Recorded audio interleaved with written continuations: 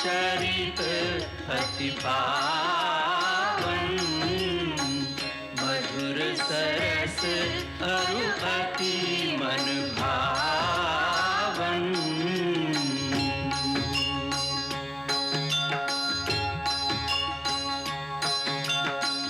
पुनि पुनि कितने हो सुने सुनाए, ये की प्यास बुझत न बुझाए।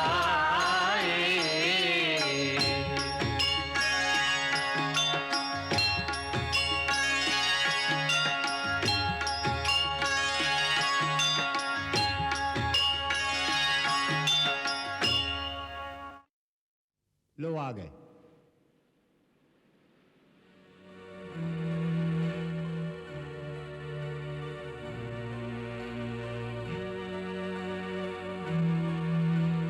क्या कहा राजमाता ने? माँ का भी यही मत है कि श्री राम की शरण में जाओ। तो चले।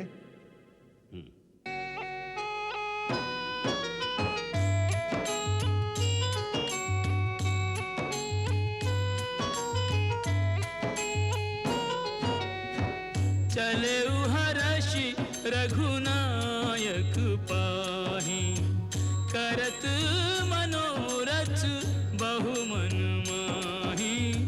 करत मनोरथ बहु मन माहि, जिन्ह पाइन के पादुकनि, भरत रहे मन लाए।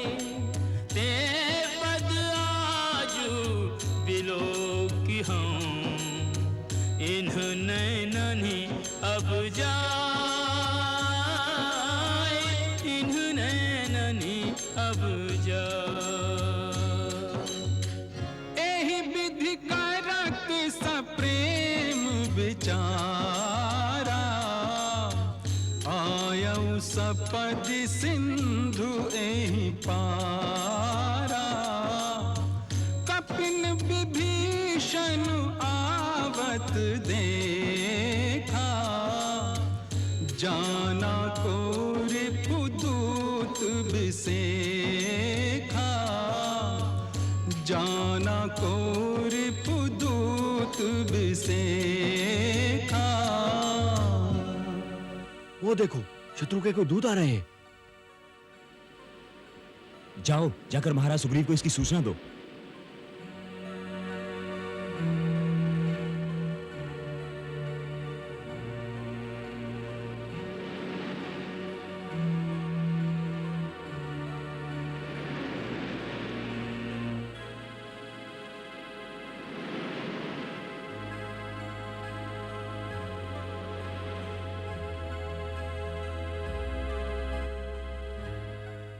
महाराज सुग्रीव शिविर में है जी। श्री राम प्रभु की आज्ञा है कि छावनी में चारों तरफ हर समय पहरा रहना चाहिए। महाराज की जय हो। कहो। महाराज, कुछ लोग आकाश मार्ग द्वारा लंका की ओर से हमारी तरफ आ रहे हैं। लंका की ओर से? जी हाँ महाराज। तो प्रभु श्री राम का कहना उचित ही है, हमें हर समय सतर्क रहना चाहिए। आओ चलें।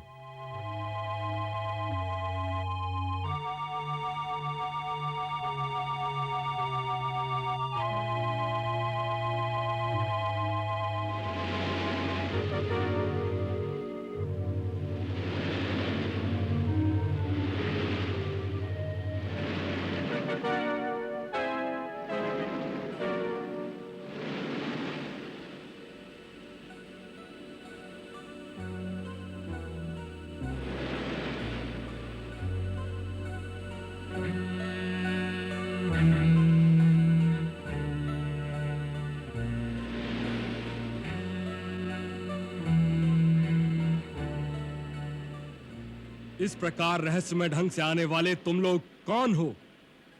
कहां से आए हो? किस विचार से आए हो? सावधान, सब सच सच बताना। मैं जो भी कहूंगा सत्य कहूंगा, क्योंकि असत्य भाषण मेरा स्वभाव नहीं है। यदि मेरा अनुमान ठीक है तो आप किष्किंधा नरेश वानरराज सुग्रीव लगते हैं।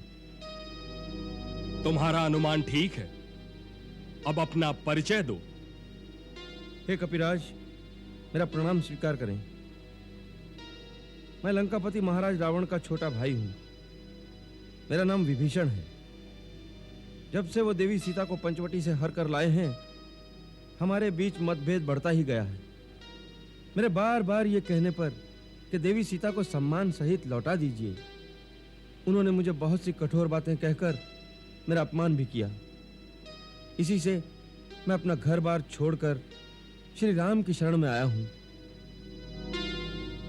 भगवान राम शरणागत वत्सल हैं। आप जाकर उन्हें निवेदन कीजिए कि विभीषण उनसे शरण मांगने आया है। अच्छी बात है, हम श्री राम तक आपका संदेश पहुंचा देते हैं, परंतु तब तक आप वहीं रहिए। हमारी छावनी में आने की चेष्टा मत करिए। इन पांचों का ध्यान रखो। हमारे आने तक इन्हें नीचे मत उतरने देना। जो आज्ञा महाराज।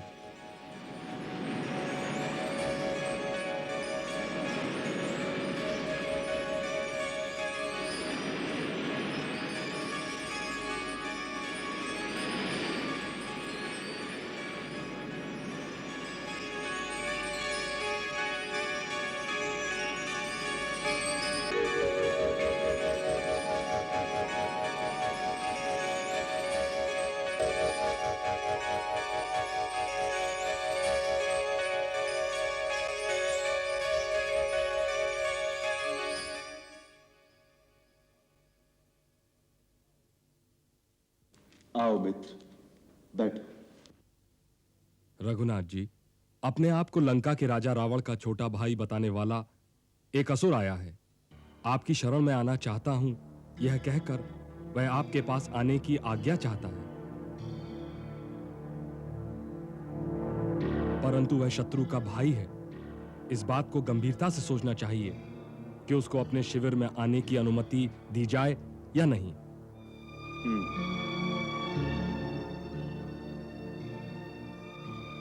आप सबका इस बारे में क्या मत है?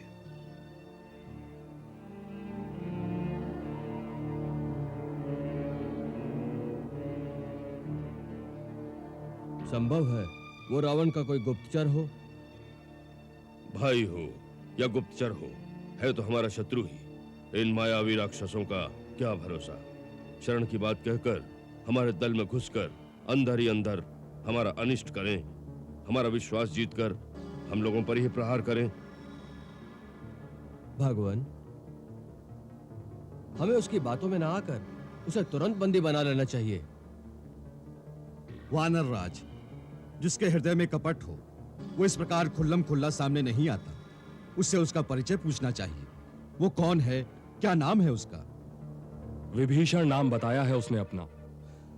विभीषण? क्या विभीषण नाम बताया उसने? क्यों, क्या शंका उत्पन्न हुई नाम सुनकर? शंका? शंका के तो बादल छट गए विभीषण नाम सुनकर।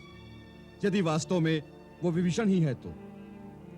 हनुमंत, तुम ऐसे कह रहे हो जैसे विभीषण अपना स्वजन हितैषी हो। वो हो नहीं सकता। आखिर वो रावण का भाई है, एक राक्षस है, सो मनमाना रूप धारण कर सकता है। राक्षसों में अंतर्धान होने की शक्ति भी होती है। वो अवसर पाकर हमारी बहुत हानि कर सकता है। राक्षस जाति का है, इसीलिए वो दुष्ट या दुर्जन हो, ये मान लेना अन्याय है। कोई भी प्राणी जाति से अच्छा या बुरा नहीं होता, वो तो अपने कर्मों से अच्छा और बुरा होता है। राक्षसों में भी राजा बलि जैसे धर्मात्मा और दानी, प्रहलाद जैसे हरिभक्त हुए हैं जामवंत जी। उसी प्रकार विभीषण भी आपका परम भक्त है प्रभु। बल्कि सीता माता ने तो मुझे यह भी बताया था कि विभीषण अपनी बेटी के हाथ चोरी छुपे कभी कभी उन्हें भोजन भी भेजता रहता है। हो सकता है उस समय उसकी पुत्री ने सहानुभूति के कारण ऐसा किया हो, परंतु आज स्थिति दूसरी है। लंका में सब जानते होंगे कि इस समय श्री राम की सेना समुद्र के उस पार पहुंच गई है।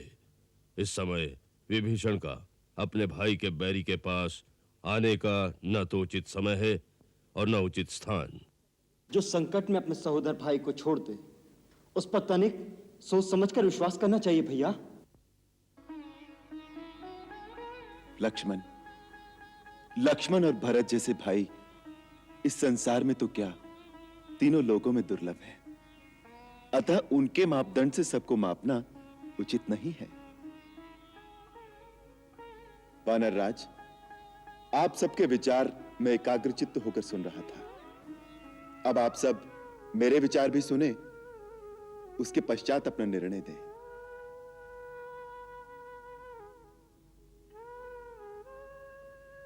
संभव है विभीषण में कुछ दोष हो, उसके मन में कुछ दुराव भी हो, परंतु मेरा एक प्रण है कि जो शरण में आए उसे अभय कर दूं।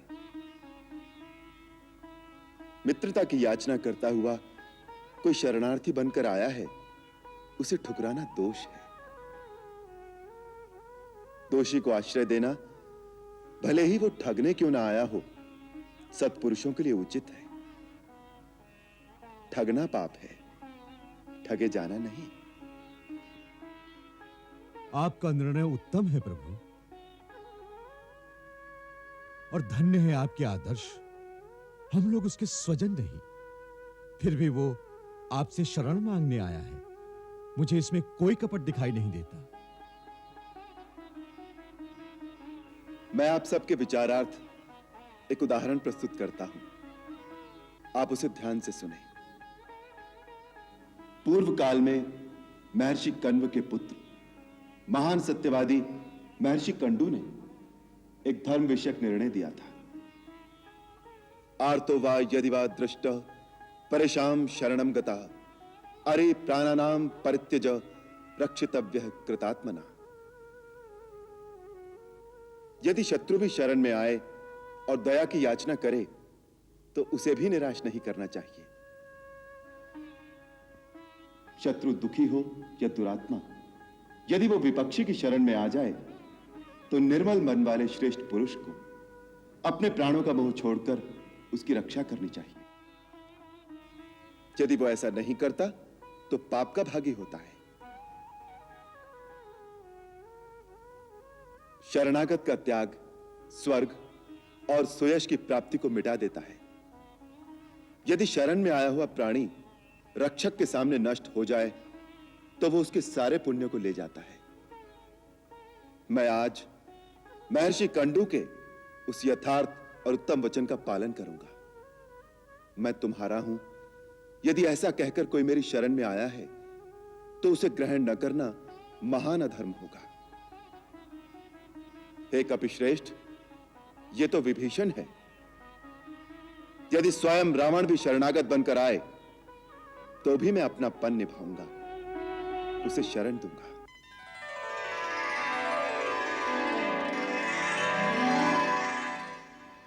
युवराज अंगद, उसे आदर के साथ हमारे पास ले आओ।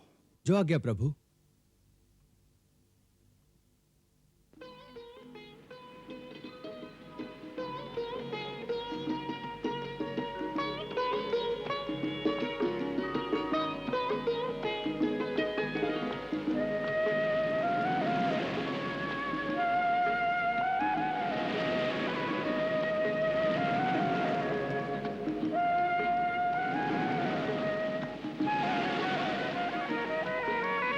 हे राक्षस कुल मणि विभीषण जी, मैं बाली पुत्र अंगद आपको प्रणाम करता हूं। मुझे श्री राम प्रभु ने आपको ये कहने को भेजा है, प्रभु ने आपकी प्रार्थना पर आपसे भेंट करना स्वीकार कर लिया है, अतः आप पधारे, आपका स्वागत है। धन्यवाद।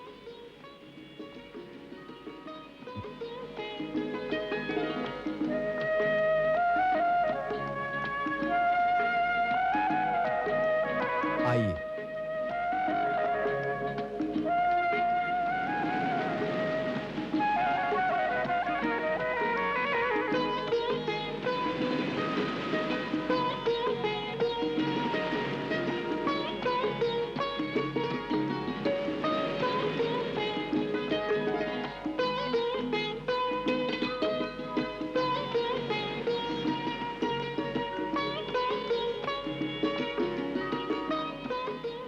जय श्री राम। जय श्री राम। पधारिए। श्री राम प्रभु आपकी प्रतीक्षा कर रहे हैं। धन्यवाद।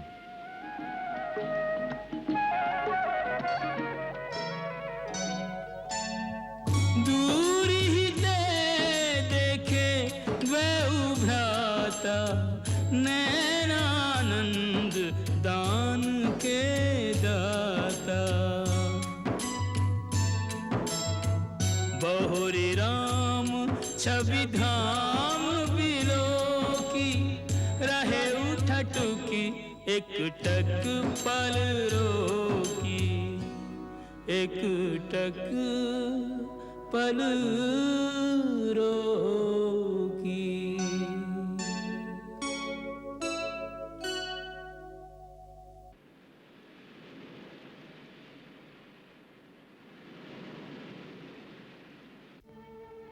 हे नाथ, मैं महाराज रावण का छोटा भाई विभीषण हूं।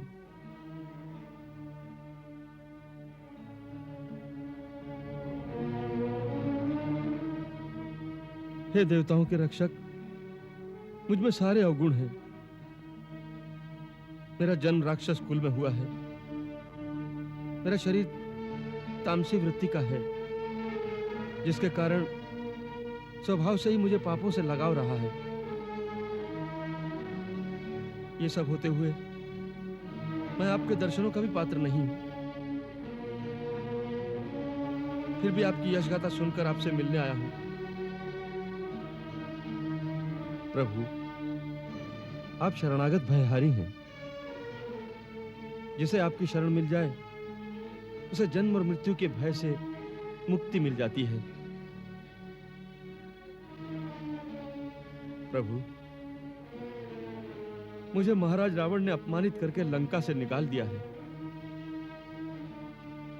मैंने उन्हें अधर्म और अनीति से बचाने के लिए इस बात पर जोर दिया था कि देवी सीता को सम्मान के साथ आपके पास पहुंचा दिया जाए और लंका तथा लंका की निर्दोष प्रजा को युद्ध के संहार से बचाया जाए।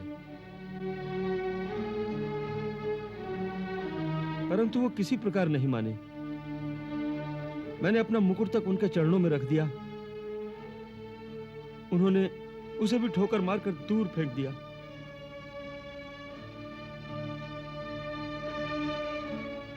अब मैं अपमानित और तिरस्कृत होकर अपना परिवार, धन, संपत्ति सब छोड़कर आपकी शरण में आया हूं।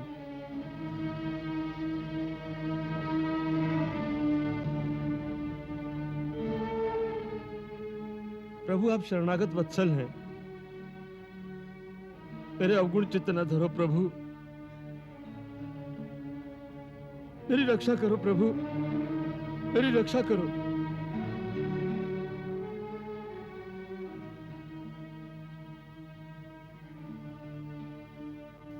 आप हमारे शत्रु को त्याग कर हमारे पास आए हैं, अतः आप हमारे मित्र हैं।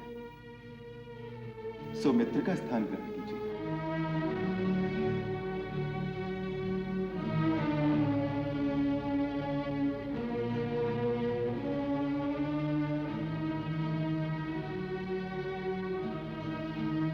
स्वामी, मैं तो एक सेवक बनने आया था।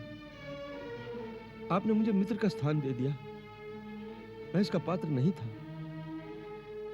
यह आपकी विनम्रता है और यही आपकी महानता भी है लंकेश। लंकेश?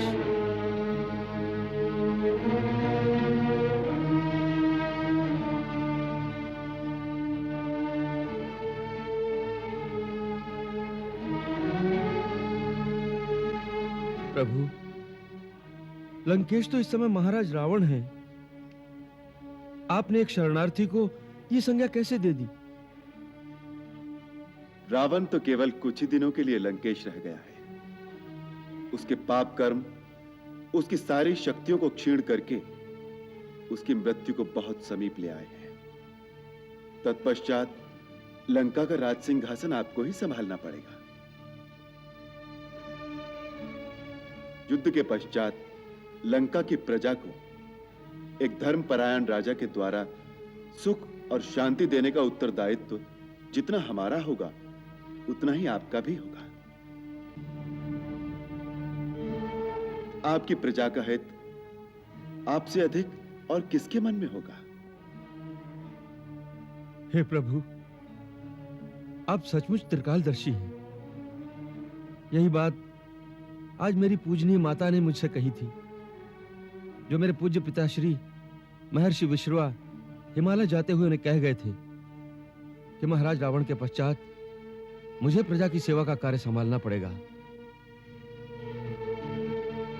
और सच्ची बात यह है प्रभु कि मैं अपने मंत्रियों की सम्मति से आपकी शरण में इसी आशा से आया हूं कि लंका की निर्दोष प्रजा की ओर से आपसे दया की भीख मांगूं, जिससे एक पापी के पाप के कारण सारी प्रजा को दंड न भुगतना पड़े।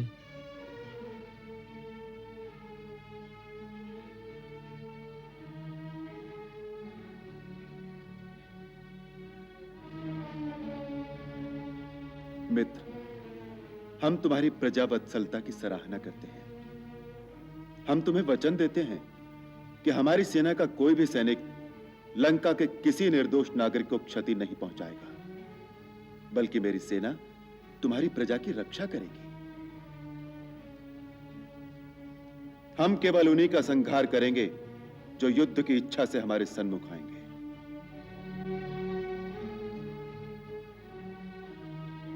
मैं लंका निवासियों की ओर से कोटि कोटि धन्यवाद करता हूं। आपने अपने सेवक के साथ उन सब को निर्भय कर दिया। आपसे बड़ा दानी कौन हो सकता है?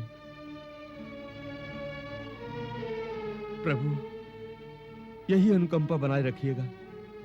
तुम अनुकंपा की बात करते हो, हमें तो तुमसे बड़ी सहानुभूति है मित्र, कि उस दुष्ट मंडली में भी तुम कैसे अपने धर्म और अपनी नीति की रक्षा कर सके। कहते हैं कि दुष्टों की संगति से तो घोर नरक में रहना उत्तम है। मैं हनुमान से सारी गाथा सुन चुका हूं कि ऐसे वातावरण में तुम किस प्रकार भक्ति की भावना में अचल और अडिग होकर खड़े हो। प्रभु, सारी शक्ति भक्ति ही देती है। उसमें भक्त की कोई शूरवीरता नहीं। जिस क्षण आपकी छवि मन में उदय हो जाती है, उसी क्षण मन से काम, क्रोध, लोभ, मोह, अहंकार आदि भाग जाते हैं। अन्यथा तो मुनिगण भी सहस्त्रों वर्ष ध्यान लगाकर भी कुछ नहीं पाते।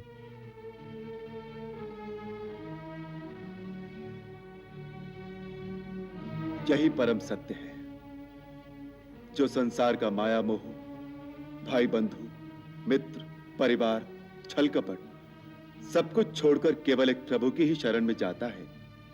जिसका कोई आसरा नहीं होता, उसे भगवान स्वयं आश्रय देते हैं। मित्र, तुम हमारी शरण में आश्रय मांगने आए हो। हमने तुम्हें लंकेश कहा है। हमारे बाण की भांति हमारा वचन भी अमोघ है, जो झूठा नहीं हो सकता। रावण ने तुम्हारे मुकुट को ठोकर मारकर दूर फेंक दिया है। उसके बदले हम आपको राजमुकुट पहनाएंगे। महाराज सुग्रीव, आप समुद्र का पवित्र जल मंगवाइए। सागर में समस्त तीर्थों के जल का समावेश है। अपनी सेना के सामने उसी पवित्र जल से हम लंका के भावी नरेश महाराज विभीषण का राज्याभिषेक करेंगे। लक्ष्मण, छावनी के मध्य में उचित प्रबंध किया जाए। जी भैया।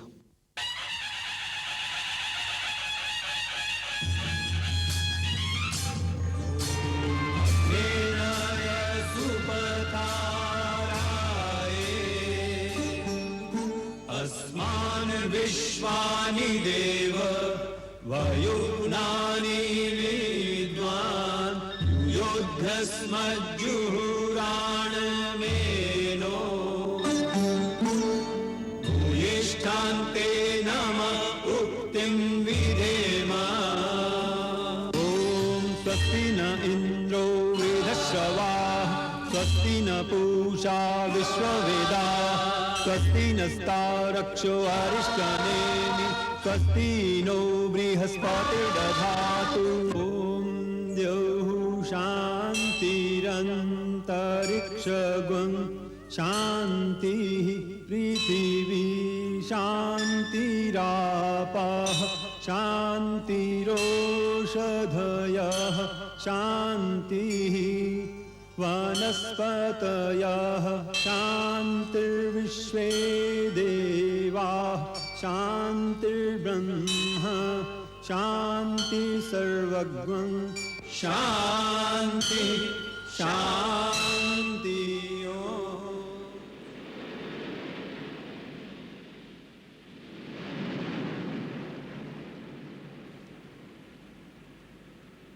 मित्र, मैं जानता हूं कि तुम्हारी इच्छा नहीं है, परंतु मेरी शरण में आने का और मेरे दर्शन करने का फल अमोघ है। अतः मैं सागर के पवित्र जल से, जिसमें समस्त नदियों और समस्त तीर्थों के जल का समावेश है, तुम्हारा अभिषेक करता हूं। जो संपत्ति शिव रावण दीन दिए 10 माथ सोई संपदा विभीषण सकुच दीन्हि रघुनाथ।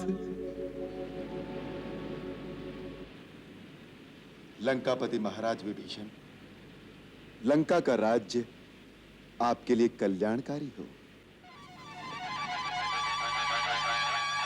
लंका नरेश महाराज विभीषण की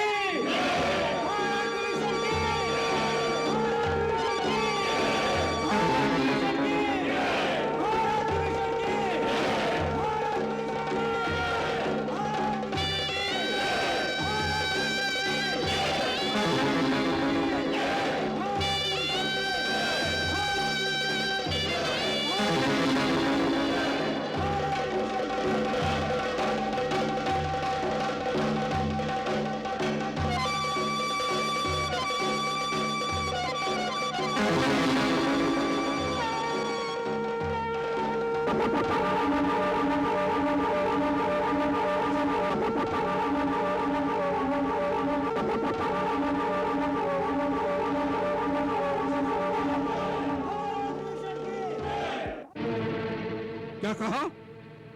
विभीषण का राज्याभिषेक कर दिया? शार्दूल, तुमने अपनी आंखों से देखा? जी हाँ महाराज, वानरों के राजा सुग्रीव, युवराज अंगद और दूसरे सेना नायकों के सामने राम ने समुद्र के जल से उनका अभिषेक किया और फिर लंका का राजा कहकर उनका राज तिलक कर दिया।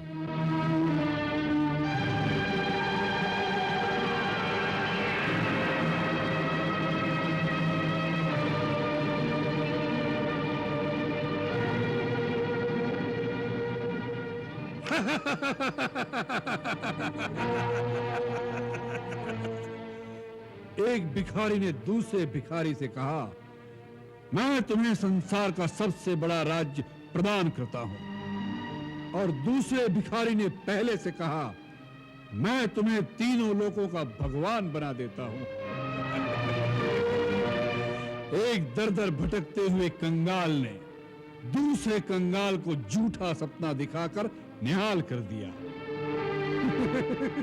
सूखी रेत पर बैठकर माथे पे पानी का तिलक लगाने से लंका नरेश का राज तिलक हो गया।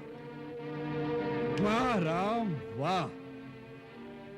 एक मायावी को भी अपनी माया के चक्कर में डाल दिया। मान गए तुम्हारी चतुराई को। और सुग्रीव को भी इसी प्रकार भरमा दिया था। मुझे तो उस मूर्ख वानर सुग्रीव पर हंसी आती है, जो किष्किंधा का वैभव विलास छोड़कर उन वनवासियों के साथ भटकता फिर रहा है और साथ में अपनी सेना को भी भटका रहा है। वो सेना 2 दिन में ही वापस चली जाएगी। समुद्र लांघने का कोई साधन नहीं है उनके पास। सूखी रेत पर कब तक बैठे रहेंगे? वहां बालू और रेत के अतिरिक्त खाने को भी कुछ नहीं मिलेगा। भूख और प्यास से व्याकुल सैनिक जल्द ही उबकर वापस चले जाएंगे।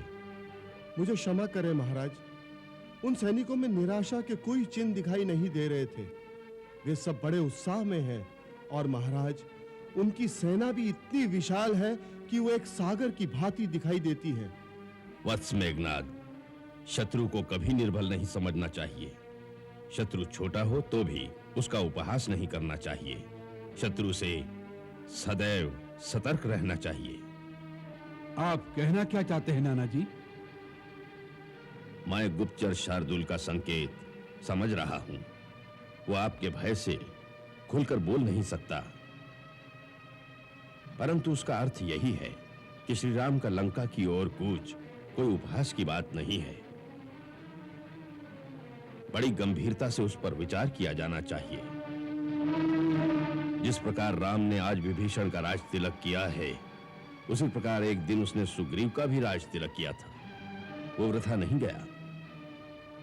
उन्होंने अंत में सुग्रीव को किष्किंधा का राजा बना ही दिया। इससे उनके वचन की महत्ता बढ़ गई है। आपने ठीक ही कहा है राजन, राम बड़ा चतुर है।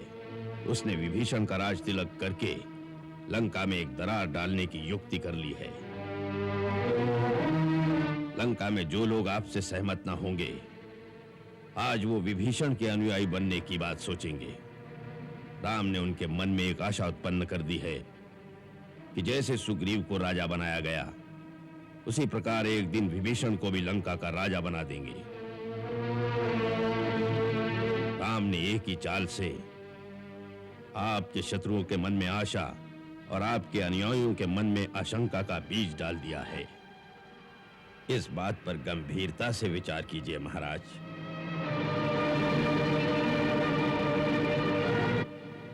मंगल भवन अमंगल हारी, प्रभु सुदशरथ अजिर बिहारी।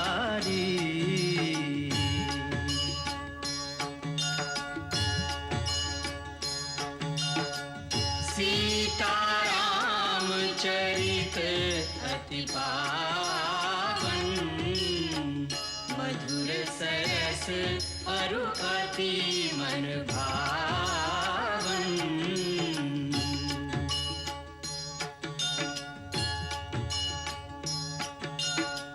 पुनि पुनि कितने हो सुने सुनाए, हिय की प्यास बुझत न बुझाए।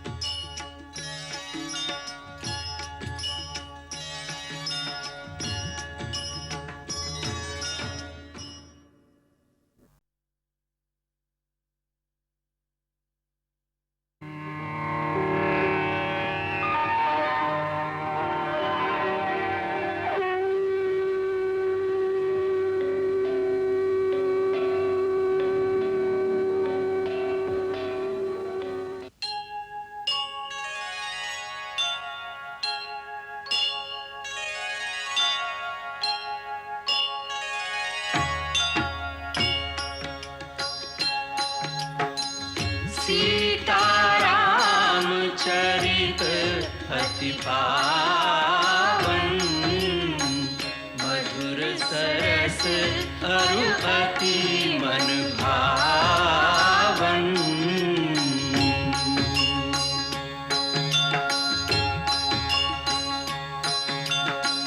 पुनि पुनि कितने हो सुने सुनाए, हिय की प्यास बुझत न बुझाए।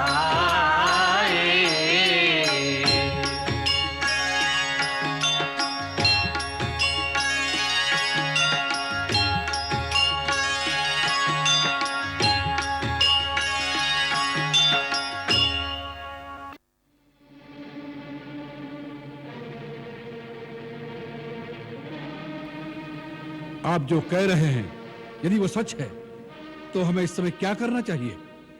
मेरे विचार से तो शत्रु पर आज ही आक्रमण कर देना चाहिए। हाँ महाराज, अभी तो समुद्र पार करने के उपायों पर सोच विचार ही कर रहे होंगे। युद्ध सर पे आ जाएगा इसका तो उन्हें आभास ही नहीं होगा। हमारे पास जितने राक्षस आकाश में उड़ने की विद्या जानते हैं, उन वानरों को विध्वंस करने के लिए उतने ही पर्याप्त होंगे। शत्रु के आगे बढ़ने से पहले ही उसे उसके घर में ही मार देना चाहिए। युवराज, क्षमा करें, यही सबसे बड़ी भूल भी हो सकती है।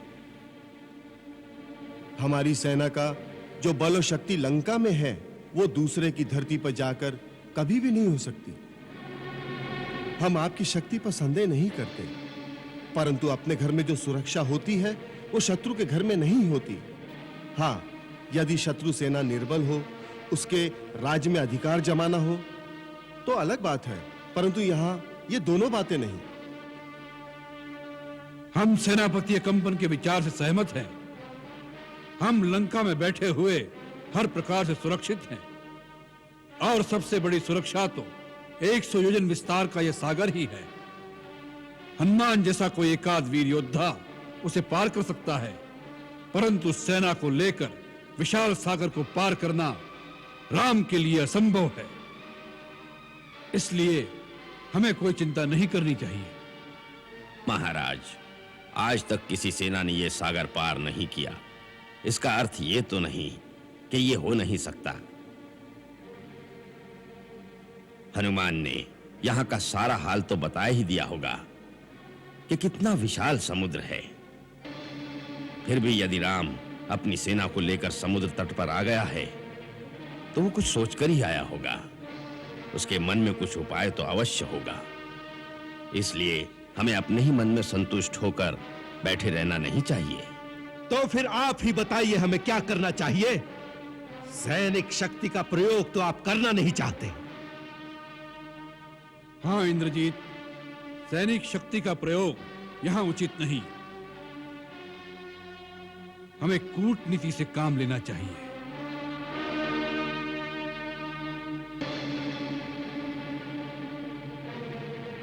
यदि हम नर और वानर के इस गठबंधन को किसी प्रकार तोड़ दें, इनमें दरार डाल दें, हम यदि सुग्रीव से अलग संधि करके उसे अपना बना ले तो इसका यह अर्थ होगा कि आपने राम की चतुराई को उसी के शस्त्र से मात दे दी। बस, फिर राम, लक्ष्मण और विभीषण, तीन भिखारी एक आशाहीन जीवन को लेकर संसार में भटकते रहेंगे। शुक। जी महाराज। शुक, तुम हमारे गुप्तचर विभाग के प्रधान और सबसे चतुर मंत्री हो। तुम आसुरी विद्याओं में निपुण हो, अपनी इच्छा से रूप भी बदल सकते हो। इसलिए यह कार्य हम तुम्हें सौंपते हैं। सबसे पहले यह जान लेना आवश्यक है कि सुग्रीव के मन में कहां दुर्बलता है। स्त्री, धन, राज, वैभव, प्रशंसा, यश, जिस बात के लिए भी उस वानर के मन में दुर्बलता हो, उस स्थान का भेदन करके उसे अपने साथ मिलाने का कार्य तुम्हें बड़ी चतुराई के साथ करना होगा। जो आज्ञा महाराज। राजनीति और कूटनीति के दाव पेच समझा कर राम शिविर की ओर दूत को भेजा सिखा पढ़ा कर। शत्रु सैन्य बल दुर्बलताएं कुछ अज्ञात न छोड़ो। घर का भेद हुआ विभीषण तुम सुग्रीव को तोड़ो। तुम सुग्रीव को तोड़ो। रातों रात पार कर सागर पहुंचा दूत ठिकाने। जिनका भेद कोई ना जाने उनका भेद लगाने उनका भेद लगाने।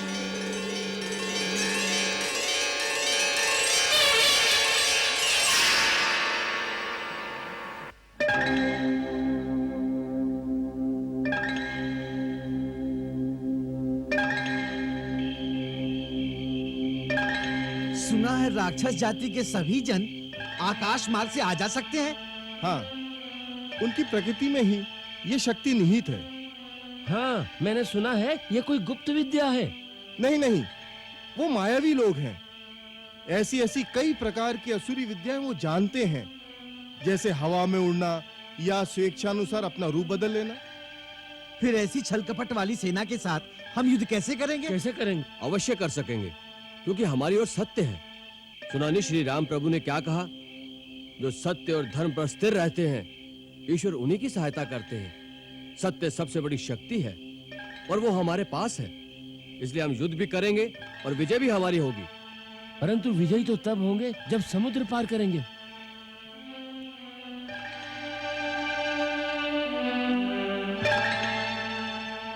कहते हैं एक समय में अगस्त मुनि ने समुद्र को अंजलि में भरकर पी लिया था। यदि और कोई बात न बनी तो श्री राम अगस्त मुनि को ही बुला लेंगे। सुना है पहले भी अगस्त मुनि ने श्री राम प्रभु को दिव्यास्त्र दिए हैं।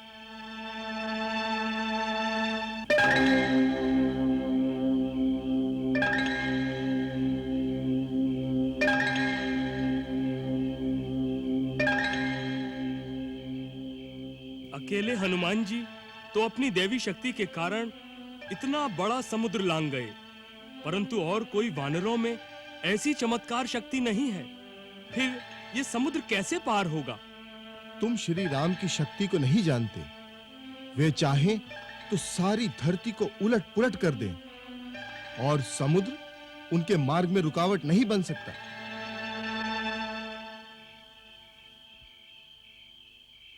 भैया, सबके मन में एक ही प्रश्न उठ रहा है कि हमारी इतनी बड़ी, इतनी विशाल सेना समुद्र के उस पार कैसे पहुंचेगी। परंतु भैया, सबको पूर्ण विश्वास है कि आपकी शक्ति के सामने कोई नहीं टिक सकता। आप सारे समुद्र को सुखा सकते हैं। अवश्य सुखा सकता हूं, परंतु लक्ष्मण, मैं सोचता हूं यदि अनावश्यक बल प्रयोग के अतिरिक्त कोई और साधन मिल जाए तो अच्छा है। प्रभु, मेरे मन में एक विचार आया है। कहो। क्यों न विभीषण से कोई युक्ति पूछी जाए, क्योंकि राक्षस लोगों के पास बहुत गुप्त विद्याएं होती हैं। हो सकता है वो हमें लंका तक पहुंचने का कोई गुप्त मार्ग ही बता दे। हो सकता है।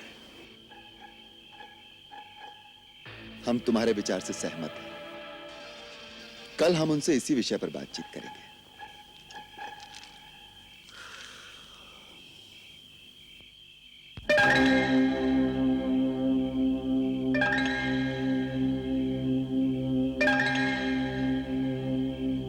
शुक, मित्र, अब जाओ विश्राम करो, रात बहुत हो गई है। जो आज्ञा प्रभु।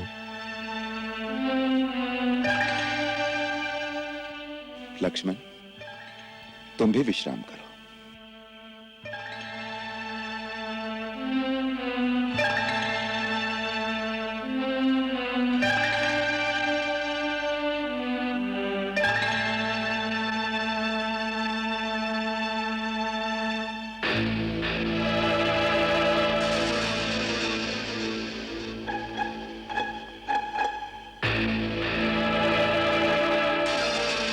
किष्किंधा नरेश महाराज सुग्रीव की जय हो।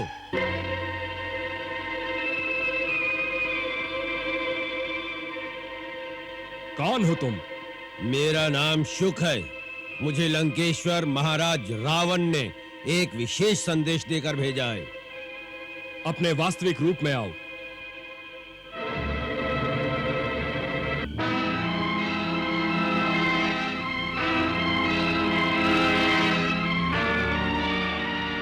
सेवक का प्रणाम स्वीकार करें महाराज। दूत शुक, अपना आसन ग्रहण करो। धन्यवाद।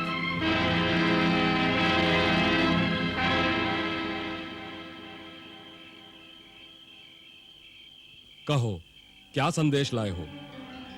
मेरे स्वामी लंकापति रावण ने आपको साधुवाद भेजा है। उन्होंने कहा है कि आप हमारे मित्र वाली के छोटे भाई हैं, इसलिए वो आपको भी अपना भाई ही मानते हैं।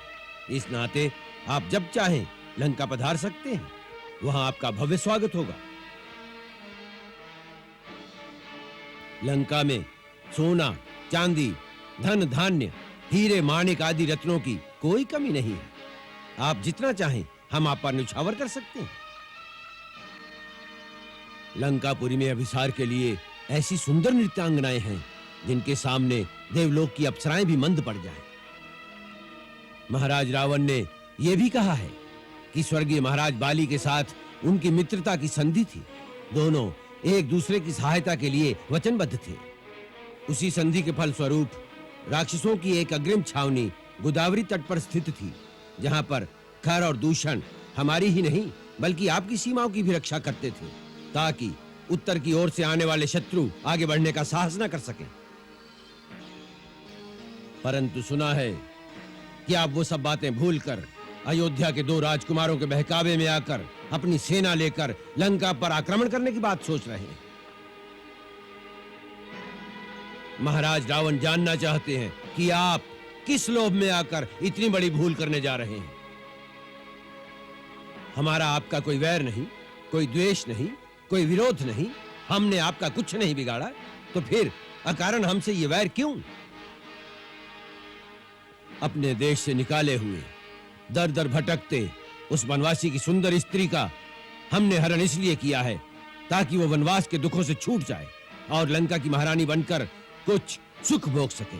तो इसमें वानर राज सुग्रीव का क्या जाता है? महाराज ने यह भी याद दिलाने को कहा है कि लंका आपके बहुत समीप है। विपत्ति पड़ने पर जितनी जल्दी हम आपकी सहायता के लिए आ सकते हैं, अयोध्या वाले नहीं आ सकते, क्योंकि अयोध्या आपसे बहुत दूर है।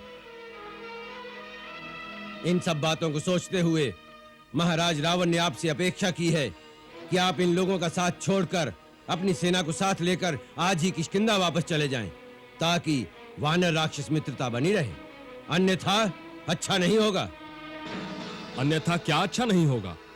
महाराज, जब एक छोटी सी भूल सुधार लेने से उसके फल स्वरूप होने वाला विनाश टल सकता है, तो उस विनाश के विस्तार को जानने की क्या आवश्यकता है? महाराज, मुझे पूर्ण विश्वास है कि आप महाराज रावण की इस बात को कभी नहीं टाल सकते, क्योंकि महाराज रावण की मित्रता के बढ़े हुए हाथ को ठुकराने का अर्थ है जैसे कोई बुद्धिमान पुरुष अपने द्वार पर आए हुए अपने परम सौभाग्य को ठुकरा दे। मुझे पूर्ण विश्वास है कि आप जैसा महाबली, तेजस्वी और बुद्धिमान राजा ऐसी मूर्खता की बात कभी नहीं सोचेगा। मैं ऐसी मूर्खता की ही बात सोच रहा हूं, इसीलिए जानना चाहता हूं कि उस अन्यथा का क्या अर्थ है। यदि मैंने रावण की बात नहीं मानी तो क्या हो सकता है?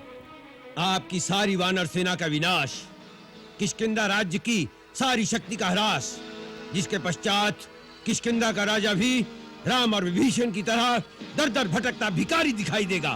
दूत!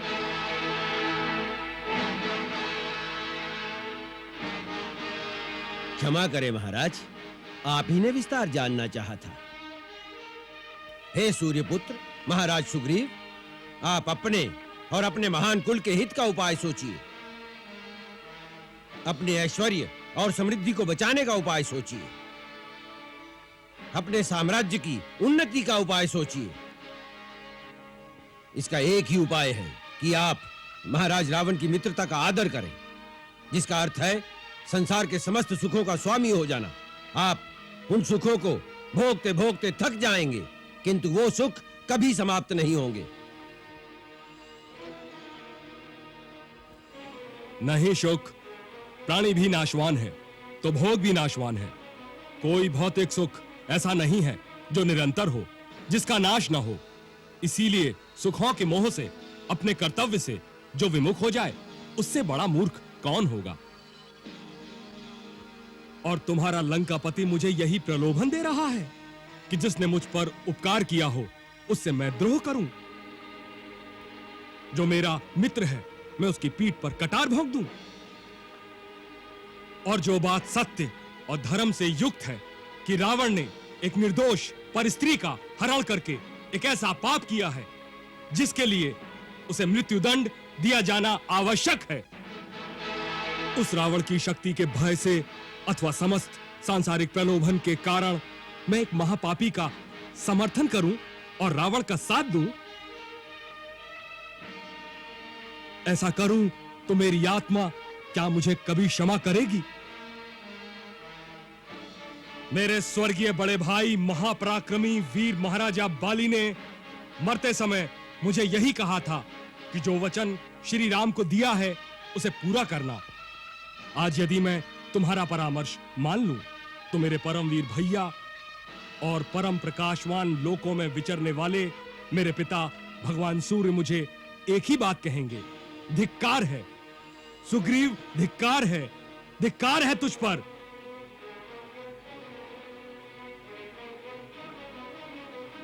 तुम्हारे राजा को हमारे हित की चिंता नहीं हो रही है, उसे अपने समूल नाश का भय व्याप्त हो उठा है। वो जानता है कि श्री राम प्रभु के साथ सुग्रीव का सैन्य बल नहीं, सर्वनाश की भीषण लपटें लंका को भस्म करने के लिए लपक रही हैं। ये वो जान गया है, इसीलिए उसने फूट डालने की कुटिल कूटनीति की चाल चली है। आप मेरे महाराज को गलत समझ रहे हैं कपीश, तनिक विचार कर देखिए। चुप रहो दूत।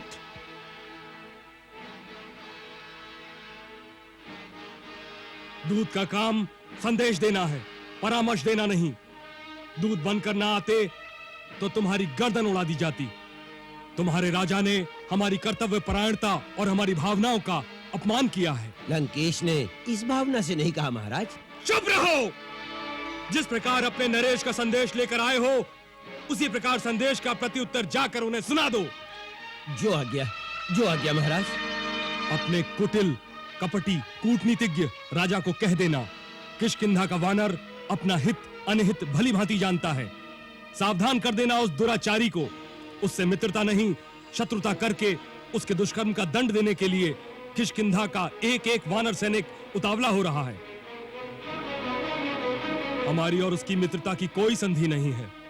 हमारी संधि केवल श्री राम से है, और वो संधि केवल इस लोक की नहीं परलोक की भी है, क्योंकि वही तीनों लोकों के स्वामी स्वयं भगवान है। रावण से कहना श्री राम को अब भी पहचान ले। जो सबको भवसागर से पार ले जाते हैं वह हमें समुद्र से पार नहीं ले जाएंगे क्या? जाओ रावण से कह देना कि विभीषण के आने से लंका बच गई है, परंतु रावण को तीनों लोकों में कोई नहीं बचा सकता। हमारा उत्तर तुम्हारे राजा की मृत्यु का संदेश है। और अपने राजा से यह भी कहना कि अब भी समय है। यदि अपने कुल और राक्षस जाति का सचमुच हित चाहते हो तो श्री राम प्रभु की शरण में आ जाओ, तो आप ही लंका के राजा रहेंगे। मुझे राज सिंहासन की कोई लालसा नहीं है। इससे कोई लाभ नहीं होगा विभीषण जी। आप तो जानते ही हैं कि महाराज रावण का हठ कितना अटल है। यदि वो धर्म और नीति को नहीं समझते तो लंका की जनता में और लोग भी तो होंगे जो इस बात को समझते हूं। तुम उन लोगों को संगठित करके एक जनमत नहीं पैदा कर सकते जो सब मिलकर महाराज को समझाएं? उनके मंत्री तो हाँ में हाँ मिलाने वाले ही हैं। कदाचित जनमत की ध्वनि उनके कानों तक पहुंचे। मुझे क्षमा करें विभीषण जी, यदि मैं आपके विचारों से सहमत भी होता तो भी जिस स्वामी का मैं अन्न खाता हूं उसके विरुद्ध जनमत का ऐसा जाल रचना मैं अपने सेवक धर्म के विरुद्ध समझता हूं। अच्छा, ये तो बताइए कि इस समय हमारी सेना में तुम्हारे कितने गुप्तचर हैं? विभीषण जी, निश्चय ही आप मुझसे ये आशा तो नहीं करते होंगे कि मैं अपने गुप्तचरों का कोई भेद आपको बताऊंगा। हमारे गुप्तचरों को पकड़ना महाराज सुग्रीव के गुप्तचर विभाग का कर्तव्य है, और मेरा कर्तव्य उनकी रक्षा करना है, उन्हें पकड़वाना नहीं। महाराज, अब मुझे जाने की आज्ञा दें। जाओ।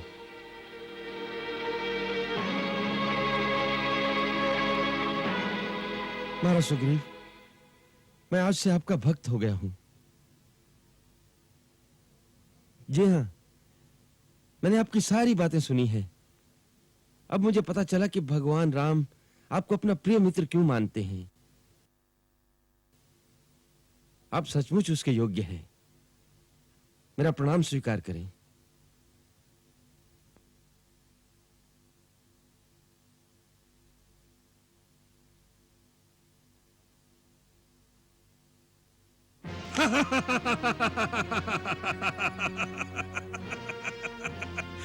तो सुग्रीव ने हमारी मृत्यु का संदेश भेजा है। वाह, उस चींटी के भी पर निकल आए। एक मरकट उछल कूदकर समंदर क्या पार कर गया। वह समझते हैं सारे वानर सागर तैर कर आ जाएंगे, लहरों में समाधि बन जाएगी सबकी। क्या इस बात को नहीं जानते? उन्हें अपनी मृत्यु का डर नहीं है क्या?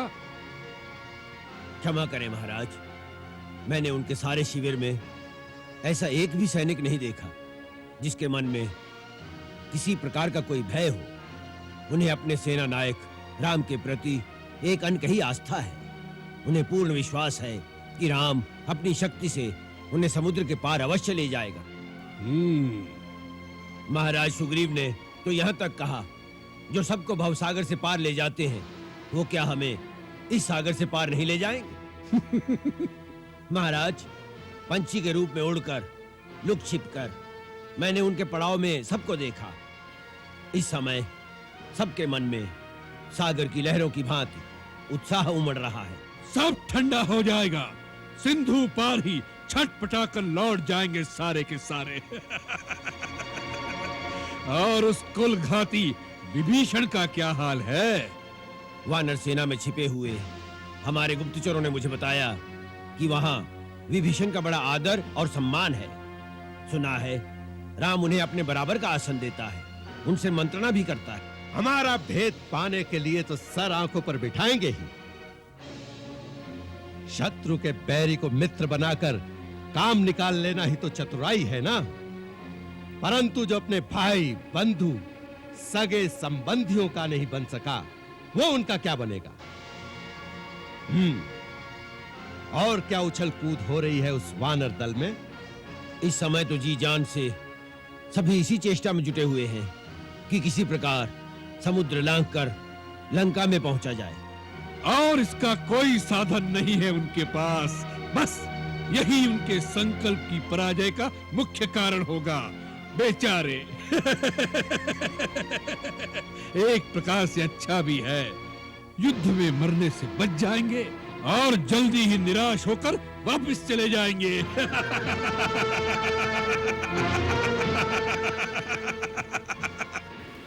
मित्र, आपने लंका की सेना और रावण की शक्ति का विस्तार पूर्वक वर्णन कर दिया है।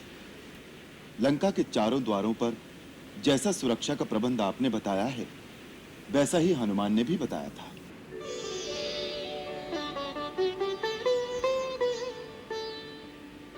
आपके हनुमान की जितनी प्रशंसा की जाए कम है। लंका दहन के समय उन्होंने चुन चुनकर ऐसे स्थानों का विध्वंस किया जो लंका की सुरक्षा के लिए बड़े मर्म स्थान हैं।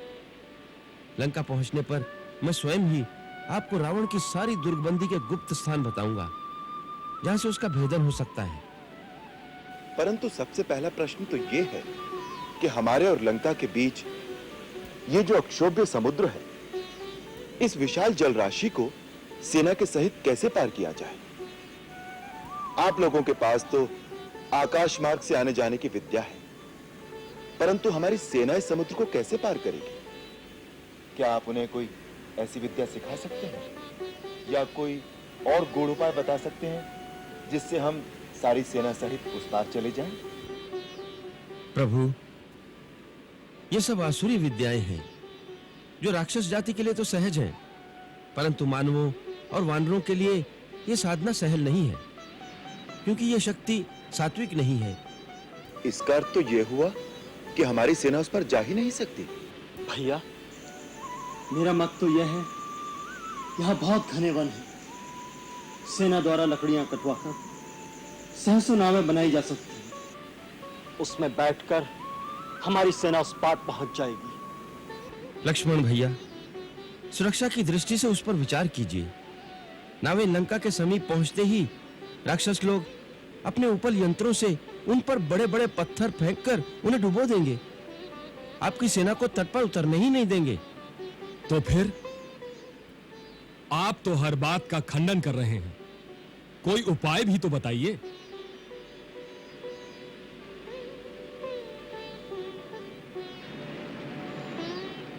प्रभु, इसका एक उपाय मेरी समझ में आया है। क्या? आप समुद्र से रास्ता मांगिए। समुद्र से रास्ता मांगू?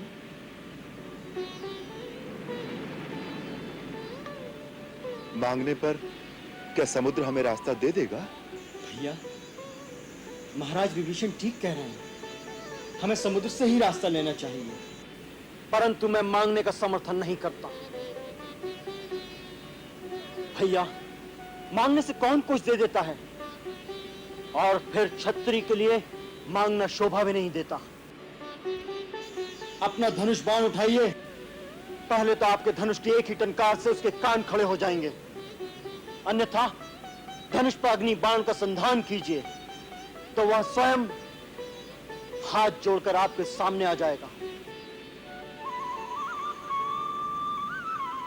लक्ष्मण, धनुष धारण करने का यह अर्थ तो नहीं कि जब जी चाहा बिना कुछ कहे सुने उठा लिया बाण और दे दी धमकी। मुझे महाराज विभीषण का मत उचित लगा है। यदि दैव ने सहायता की तो समुद्र अवश्य हमें मार्ग प्रदान करेंगे। दैव दैव भैया, दैव का भरोसा तो आलसी लोग करते हैं, जिनमें स्वयं कर्म करने का उत्साह और शक्ति नहीं, वही कायरों की भांति देव देव पुकारा करते हैं। नहीं लक्ष्मण, दैव की सहायता पर भरोसा करना न कायरता है न आलस्य। देखो, मनुष्य के पास केवल शक्ति कर्म करने की है, उस कर्म का फल ईश्वराधीन है। मैं तो इतना ही कह रहा था भैया कि हमारी प्रार्थना करने पर समुद्र रास्ता दे देगा, इसका क्या भरोसा है। 2 दिन पश्चात भी हमें ये शस्त्र उठाना ही पड़ेगा, तो इतना समय क्यों व्यर्थ में खोया जाए।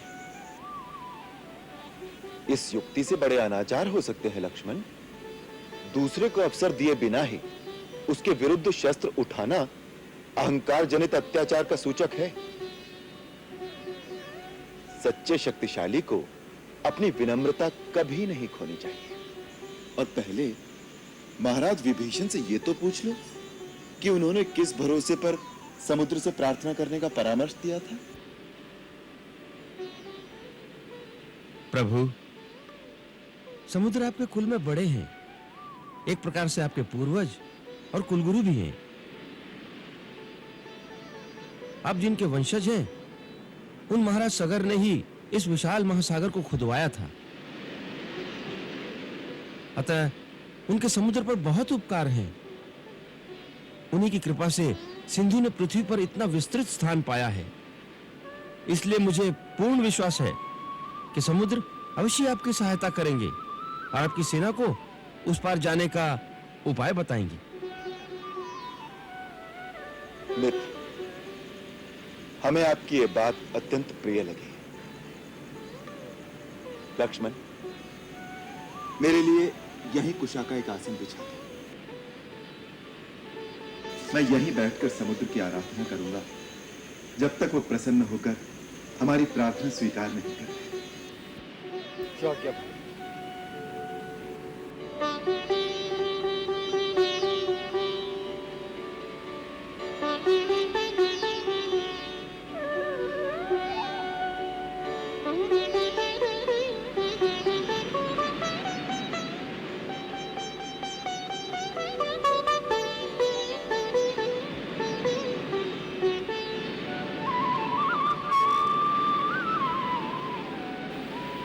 नमस्तुभ्यं जलनिधे नमामि सरिता स्वामी।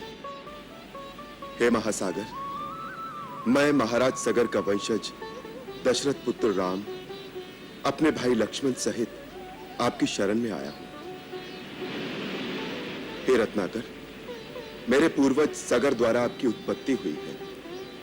आज रघुकुल पर आई हुई विपत्ति का निवारण करने के लिए एक विशाल सेना लेकर लंका पर धावा बोलने के लिए आप मुझे अपने जल में से मार्ग देने की कृपा करें। आपको प्रसन्न करने के लिए मैं अन्न और जल का परित्याग करके यहीं बैठकर आपकी आराधना करता हूं। मेरी प्रार्थना स्वीकार करो जलनिधि।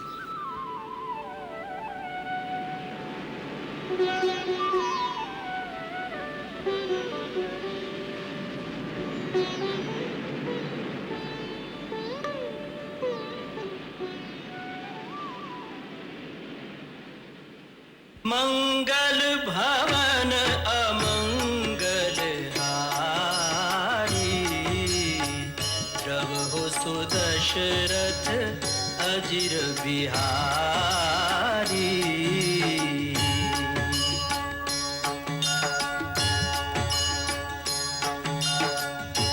सीताराम चरित अति पावन, मधुर सरस अरु अति मन भावन।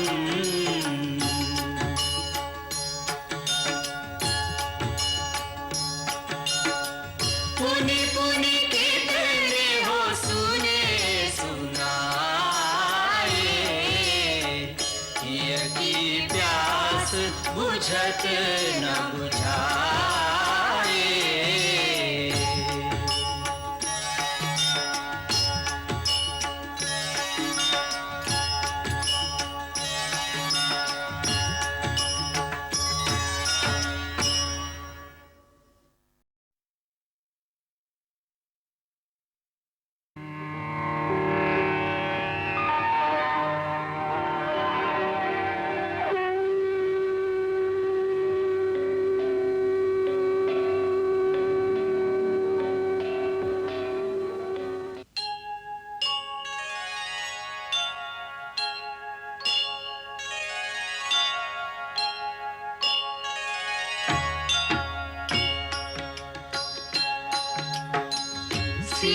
सीताराम चरित अति पावन, मधुर सरस अरु अति मन भावन।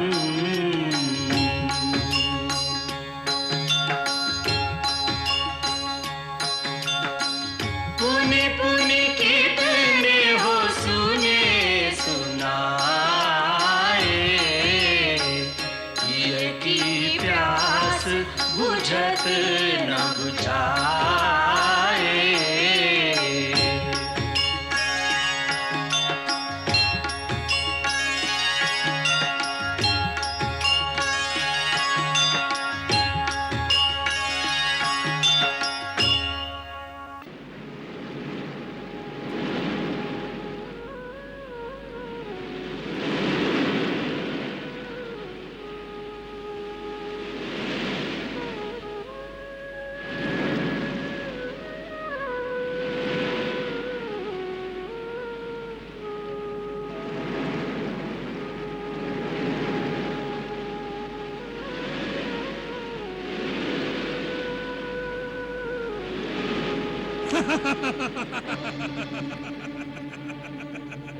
समुद्र से रास्ता मांग रहे हैं।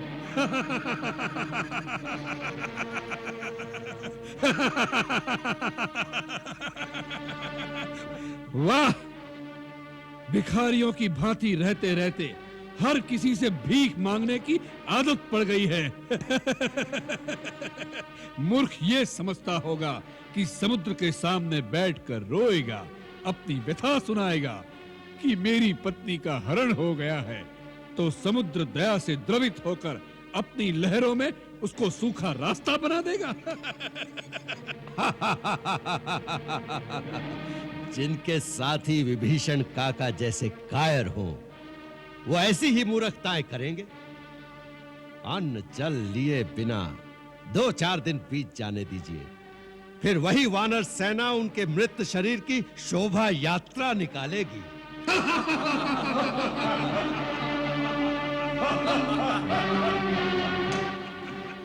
नहीं नहीं, ऐसी अशुभ बातें मत कहो। मैं नहीं कह रही पुत्री, मैं तो केवल तुम्हें राजमहल के समाचार सुना रही हूँ।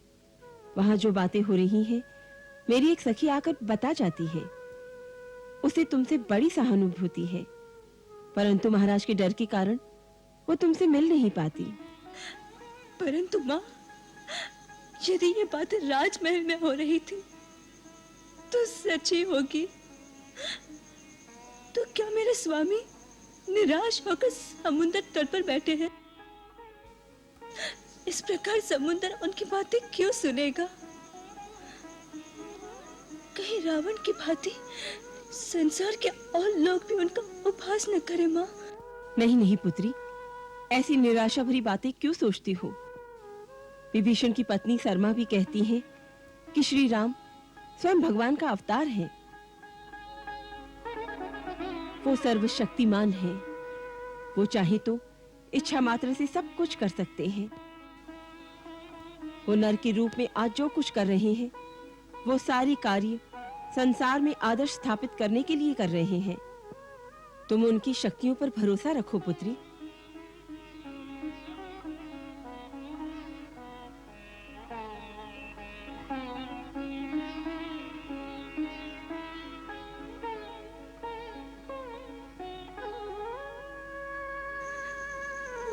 जल ग्रहण किए बिना तपस्या कर रहे हैं माँ। जब तक उनका व्रत चल रहा है, मैं भी जल ग्रहण नहीं करूंगी। सीता बेटी? हाँ माँ, वो मेरे पति भी हैं, वो मेरे प्रिय भी हैं। वो भूखे रहे और मैं खाऊं, ये उचित नहीं। नहीं माँ, ये उचित नहीं, ये उचित नहीं।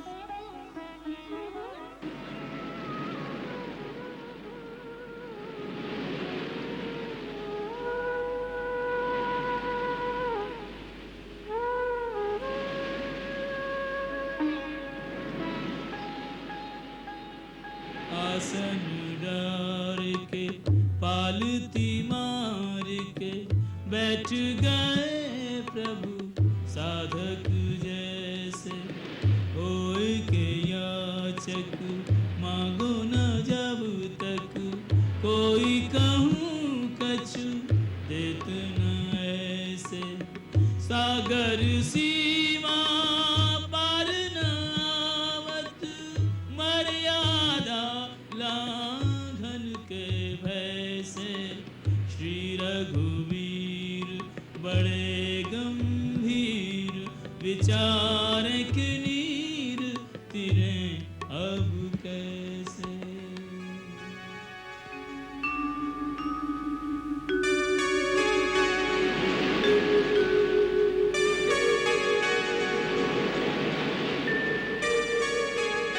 हे महासागर हे रत्नाकर, आपसे आज है काज हमारा।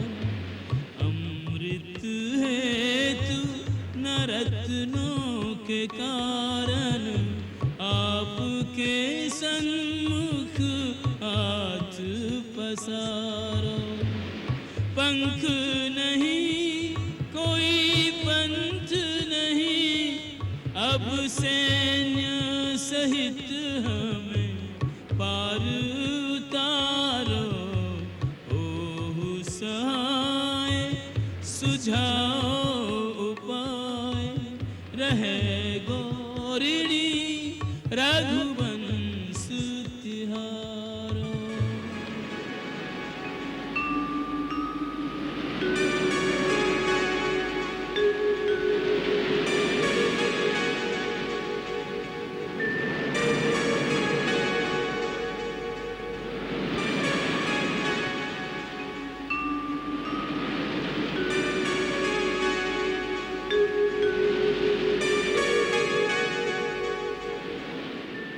राम विराट है, सिंधु विशाल है, दोनों उदार महान है। दोनों समृद्ध हैं, दोनों हैं दाता, गुण और रत्न की खान है दोनों। एक अथाह है, एक अनंत है, एक अथाह है, एक अनंत है, धरती को वरदान है दोनों, एक है मीठो तो एक है खारो, नहीं तो समान समान है दोनों।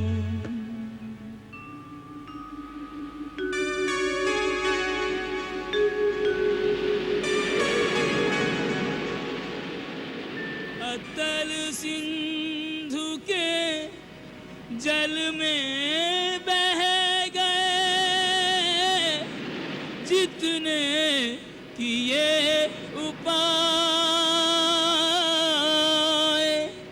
अब क्या होगा, अब क्या होगा, कुछ भी समझना, कुछ भी समझना।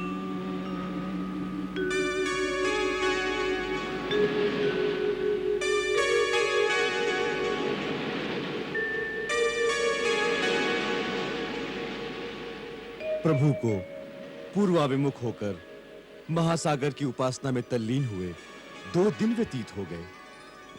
क्या सागर इक्ष्वाकुवंशी महाराज सगर का उपकार भूल गया? लक्ष्मण भैया तो इस विचार से सहमत थे ही नहीं कि प्रभु महासागर के सामने गिड़गिड़ाएं। पता नहीं और कितने दिन लगेंगे।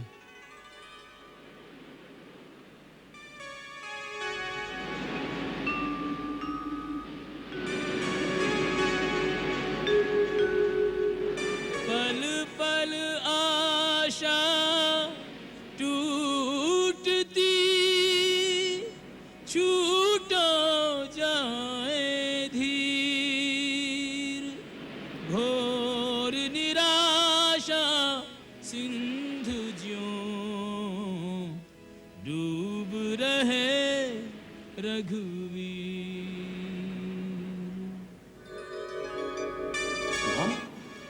आप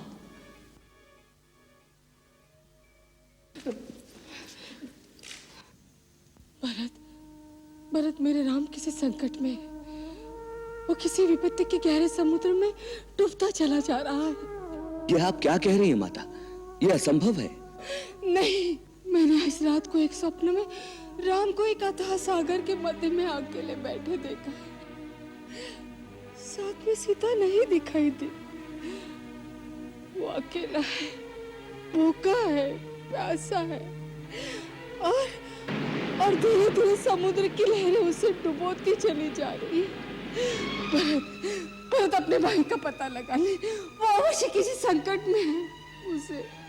उसे सहायता की आवश्यकता होगी। भरत धीरज रखिए माता, धीरज रखिए। भैया पे कोई विपत्ति आ ही नहीं सकती। अब उनके आने में थोड़े ही दिन रह गए ना, इसलिए भावनावश आपका मन भ्रमित हो गया है। अन्यथा उनकी शक्ति के आगे यह संसार तो क्या, तीनों लोकों में कोई ठहर ही नहीं सकता। देखिए, उनकी चरण पादुका पे रखे हुए फूलों में कोई मुरझायापन नहीं है। सब जैसे प्रसन्नता से आह्लादित है।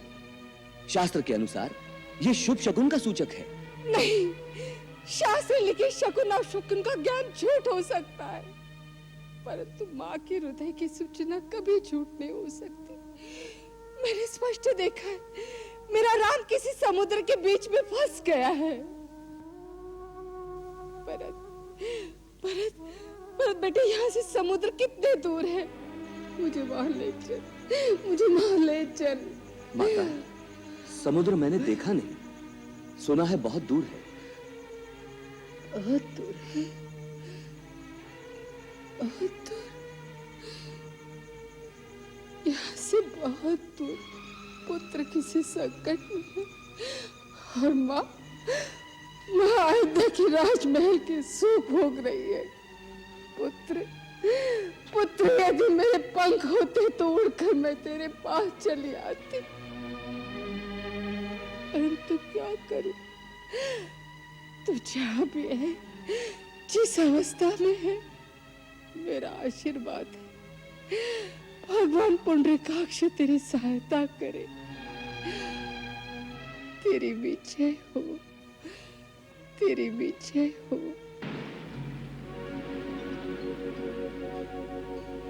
विनय न मानत जलधि जड़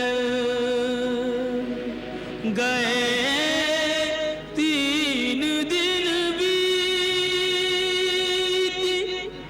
बोले राम सकोप दब भय बिनु होय न प्रीति।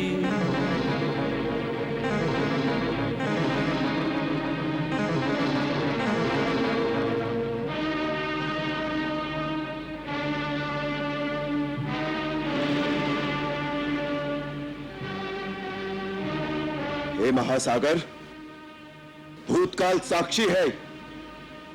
इक्ष्वाकु वंशी सदा परहितकारी बनकर कुछ न कुछ देते रहे हैं, कभी किसी से कुछ लेते नहीं, याचना नहीं करते। रघुवंशी राम ने आज पहली बार अपने अधिकार से कुछ मांगा है, कुछ आशा रखकर तुम्हारी उपासना की है। 3 दिन से विधिवत पूजन करने के बाद भी उत्तर में तुम केवल अपने अहंकार का ही गर्जन करते रहे हो। मंदगति जलधि, तुम पर राम की प्रार्थना का कोई प्रभाव नहीं पड़ा। तुम राम की विनम्रता को उसकी असमर्थता जानकर जड़ बने हुए हो। संसार ने आज तक राम की कृपा देखी है, उसका कोप नहीं देखा। लक्ष्मण जी, तुम मेरा धनुष और सर्पों के समान भयंकर बाण ले आओ। आज संसार राम का क्रोध भी देखेगा। जो आज्ञा भैया। यह कार्य यदि उसी क्षण कर लेते तो हमारे 3 दिन व्यर्थ न जाते। अब एक क्षण भी व्यर्थ नहीं जाने देंगे। तुम मेरा धनुष बाण ले आओ। जो आज्ञा भैया।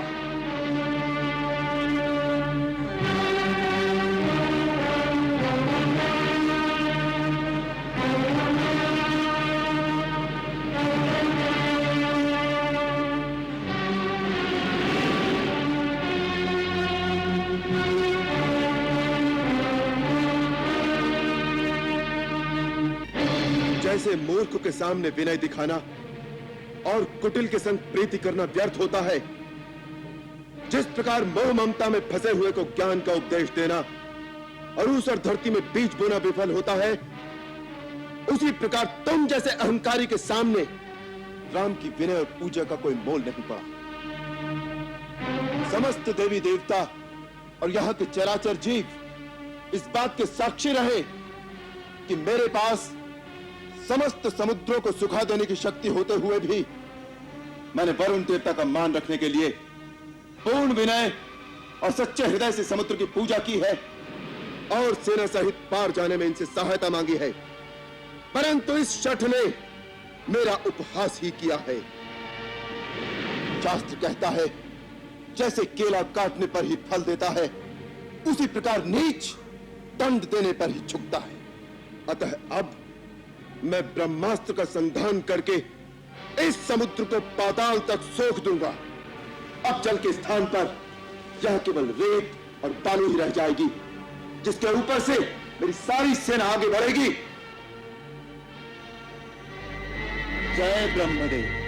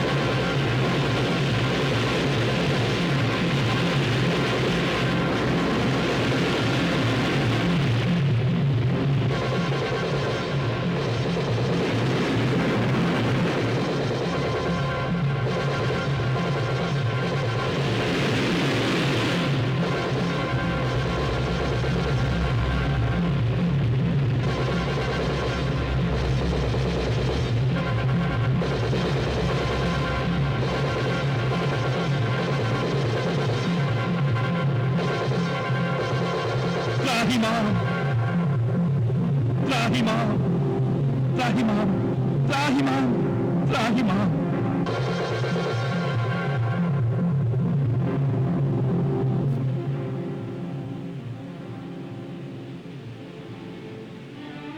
क्षमा करो प्रभु, मेरे अवगुण क्षमा करो। आपकी पूजा और विनय के उत्तर में मैंने अपना स्थान छोड़कर आपको मार्ग नहीं दिया, इसमें अवश्य मेरा दोष है, परंतु ये दोष तो आप ही का दिया हुआ है।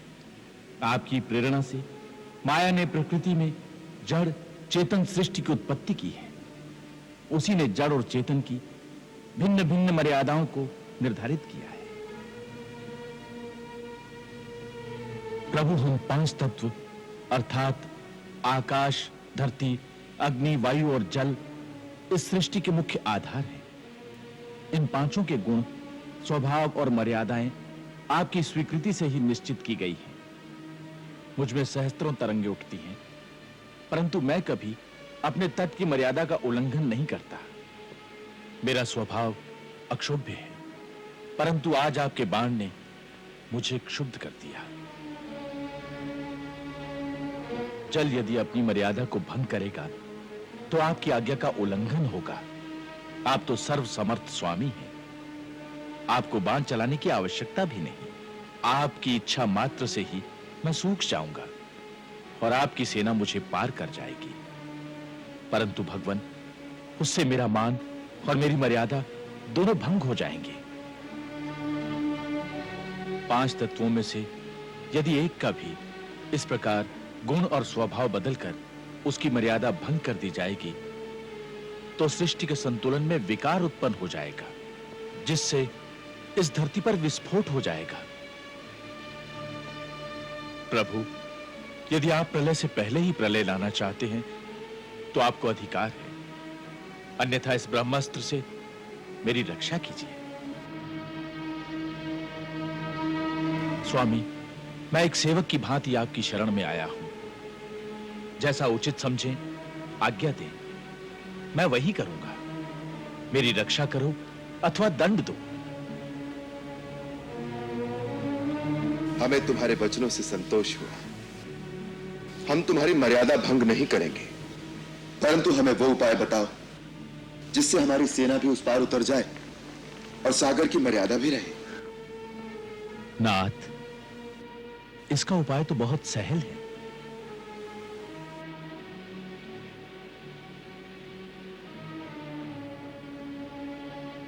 आपके सेनापतियों में नल नील नाम के दो भाई हैं। बाल्यकाल में वो बड़े शरारती बालक थे। वो ऋषियों का सामान उठाकर नदी में फेंक आते थे, जिससे दुखी होकर एक बार एक सिद्ध ऋषि ने उन्हें श्राप दिया कि वो अपने हाथ से जो कुछ भी सामान उठाकर पानी में फेंकेंगे वो कभी डूबेगा नहीं। आज वही श्राप आपके काम आएगा। नल विश्वकर्मा का औरस पुत्र है, इसे शिल्प कला भी आती है।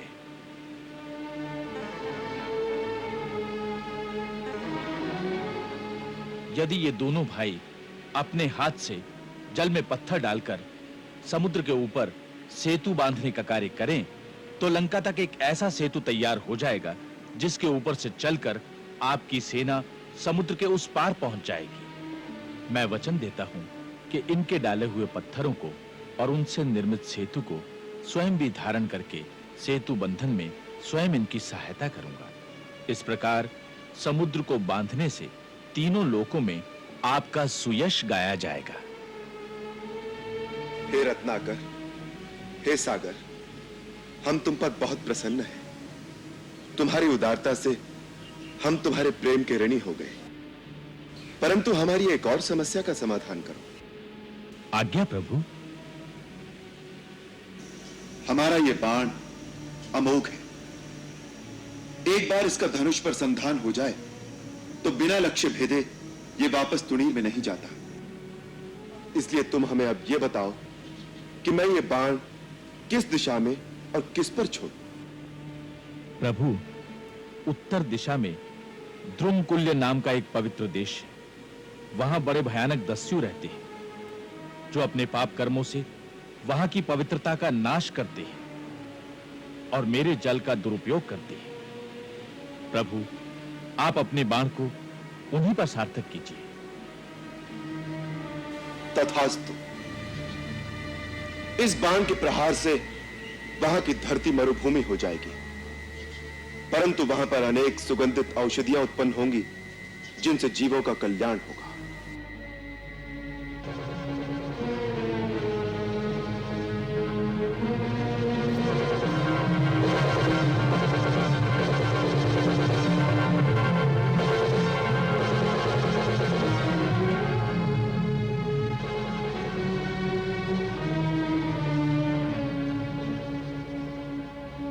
अब मुझे आज्ञा दें अयोध्यानाथ। शिव शंकर और मां भवानी आपको विजयी बनाए। सिद्धि विनायक आपके सकल मनोरथ सिद्ध करें। करुणा सागर वीरती करूं जोड़ कर हाथ, सिए सहित मुह बेगी दर्शन दीजो नाथ।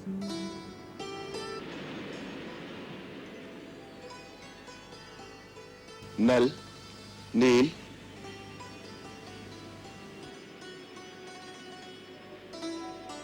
आज्ञा प्रभु। विश्वकर्मा नंदन, आपने अभी तक अपने इतने महान शिल्प विज्ञान को छुपाए रखा? क्षमा करें प्रभु, हमें अपने माता पिता की आन थी। बिना कहे हम अपने गुणों को स्वयं नहीं बताते। प्रभु, हमें आशीर्वाद दीजिए। समस्त वानर दल की सहायता से सिंधु पर सेतु बांधने का निर्माण कार्य आरंभ कर दें। शुभस्य शीघ्रम। महाराज सुग्रीव, अपने वानरों से कहिए कि इसी क्षण सेतु बंधन का कार्य आरंभ कर दें। सेतु बंधन के सभी कार्य नल और नील की आज्ञा अनुसार होंगे। प्रभु, आपकी आज्ञा का पालन हो जाएगा। क्या कहा? समुद्र स्वयं प्रकट हुआ? तुमने अपनी आंखों से देखा? जी महाराज, ये दृश्य श्री राम की सारी सेना ने देखा। श्रीमत कहो उसे, हमने कई बार ऐसा आदेश दिया है। क्षमा करें महाराज, समुद्र देवता ने राम को वचन दिया है कि वो सेतु बांधने में उनकी सहायता करेगा।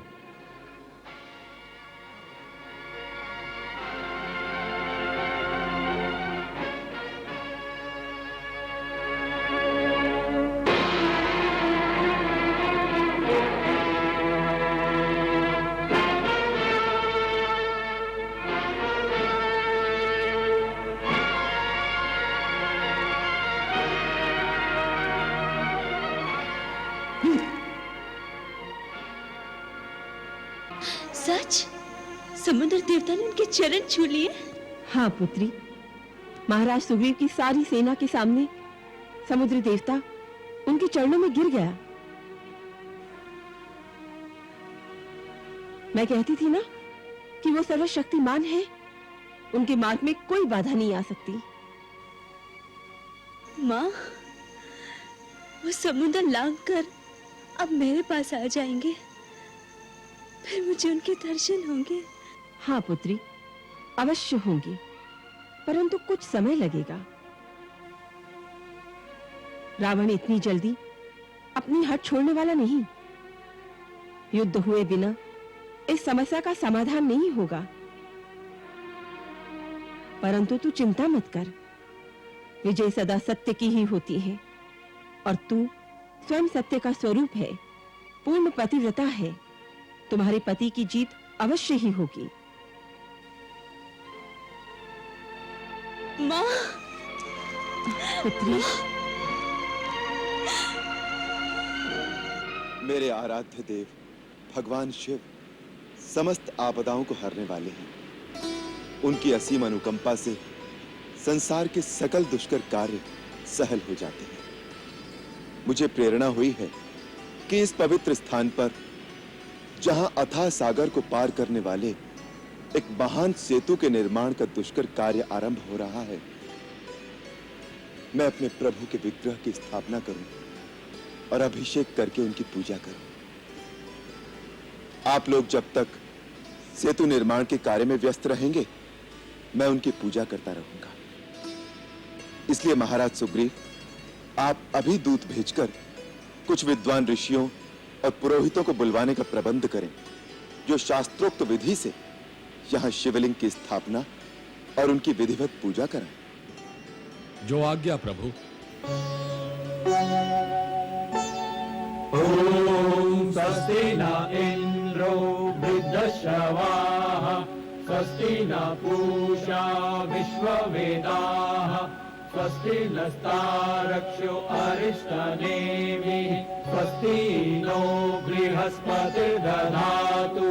कारज सिद्धि हेतु कपिदल अधिक उछाहसु लावत बांधन से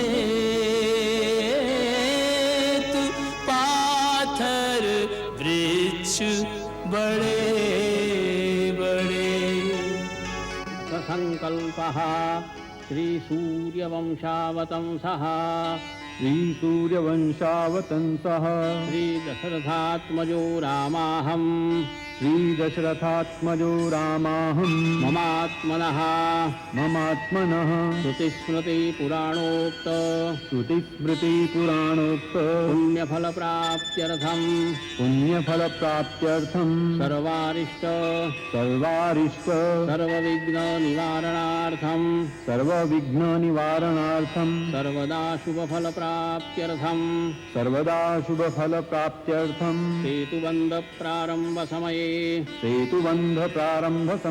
मन इप्सित फलकामना सिद्ध्यर्थं श्री ज्योतिर्लिंग श्री रामेश्वर महादेवस्य अचल प्राण प्रतिष्ठा पूजनाद्यर्चनम् अहं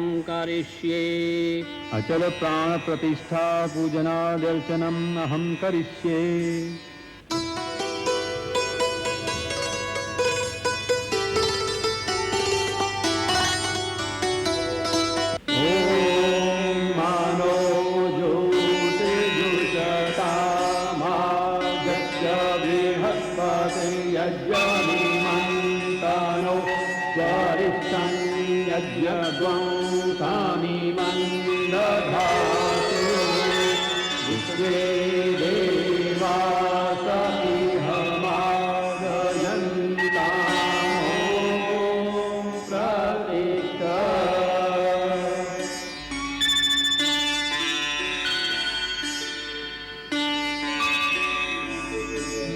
लिंग थापि विधिवत कर पूजा शिव समान प्रिय मोहि न दूजा।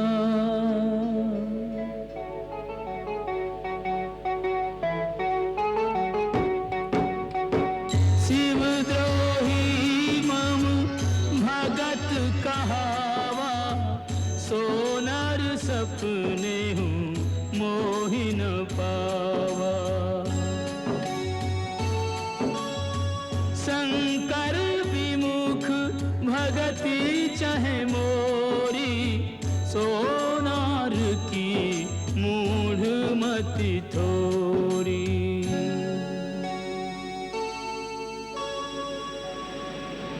मंगल भवन अमंगल हारी प्रभु सुदशरथ अजिर बिहारी।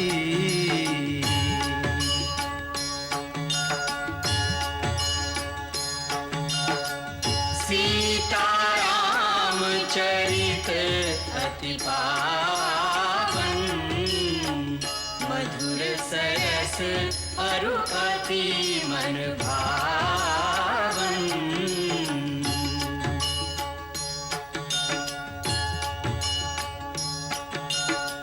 पुनि पुनि कितने हो सुने